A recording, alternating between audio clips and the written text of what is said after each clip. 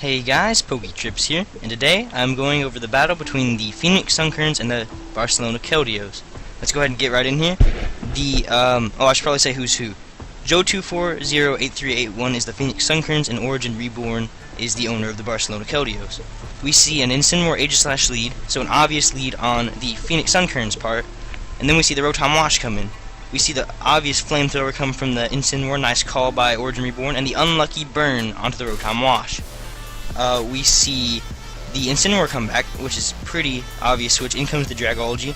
Rotom Wash goes for Volt Switch, does some moderate chip damage to the Dragology, about 9%. The Salamence comes in. No Intimidate on the Salamence, that shows us that the Salamence is Moxie.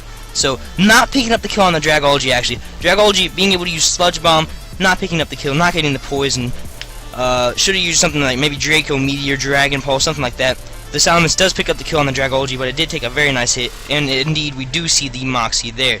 In comes the Xurkitree. It could be packing. Oh, the Salamence comes back. I was going to say Xurkitree maybe going to Volt Switch, or it could be carrying Dazzling Gleam, which it was. We see the Alolan Marowak come in. Going to take the Volt Switch. In comes the Greninja. I'm assuming the switch for the Alolan Marowak was assuming the Volt Switch. Alolan Marowak switches out. In comes Rotom Wash.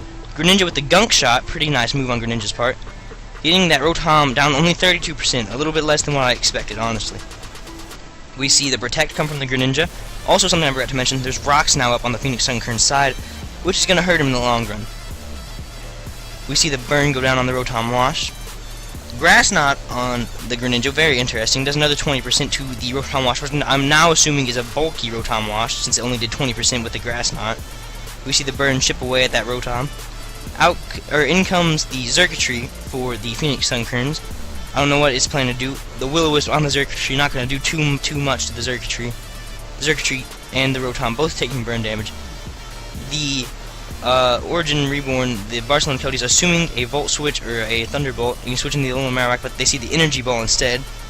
Xurkitree goes back into this Pokeball, and out comes Slowbro, expecting a Fire-type move, I'm guessing. But instead, Karthik, with a huge prediction there using Shadow Bone. Let me just say how huge this was for the game. This Shadow Bone might have won Karthik the game. Very, very nice. We see the Mega Slowbro, and the Shadow Bone finishing the Mega Slowbro off. If Karthik wouldn't have predicted this Mega, or the Shadow Bone, then that Slowbro would still be alive and still pose a threat to Karthik's team. We see the Incineroar come in, drop the Intimidate. We have Rotom Wash coming back in, and a Darkest Lariat hitting that Rotom Wash, doing some very moderate damage. Rotom Wash sitting at 30%, hopefully going to be able to get a kill, but instead of missing the Hydro Pump lands, killing the Incineroar. We see the Rotom taking burn damage, and the Xurkitree comes in, taking Stealth Rocks damage again.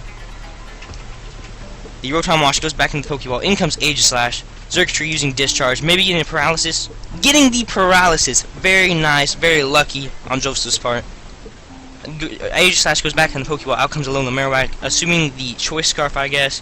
Lightning Rod, so I'm assuming it is indeed Choice Scarf. Xurkitree goes back into his Pokeball, out comes Greninja.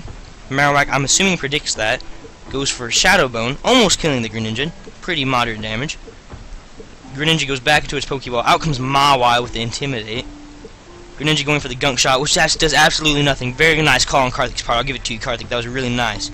Mawile Mega Evolves, Greninja protects, I'm assuming Mawile goes for Sucker Punch, because that's Karthik's favorite thing to do, yeah. Sucker Punch from the Mawile, but it fails.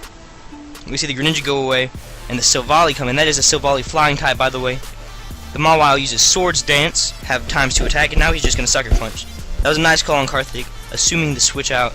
Going to go for a Swords Dance, going to get the +2 attack, just going to Sucker Punch everything away. Sucker Punch the Xurkitree, where there's 2 kills for the Mawile. And then we're going to see the Greninja come in and die to Stealth Rocks, which doesn't count as a kill for anybody. So after watching this battle, it's the first 6-0 of the season, which is absolutely insane. This was supposed to be one of the better matches we had all year. The Phoenix Sunkerns and the Barcelona Keldeos are 2 of the best teams we have in this PDA, this league. And I gotta say, if I had to pick an MVP for this game, although it was a huge team effort for Karthik all around, I'd have to give the MVP to Mawile. Mawile pulled through with that Swords Dance with the 2 Sucker Punches. It would have got a 3rd kill if the Greninja didn't die to Stealth Rocks. Mawile did put in work for Karthik, and he picked him up in free agency, so Mawile is a potential most underrated Mon of the year, very potentially. Right now, I'd assume that it's on the top of that list, but Malau did indeed put in work. Joseph, I mean, there's not much you could do. Karthik's just really good. He predicted really well. Joseph didn't make as good of predictions as he should have. Nothing you can do about it. Those happen. Hopefully Joseph will bounce back next week, and hopefully Karthik doesn't just 6-0 everybody and turns out to be a huge force in this league. But for now, guys, this has been PokeTrips, logging off.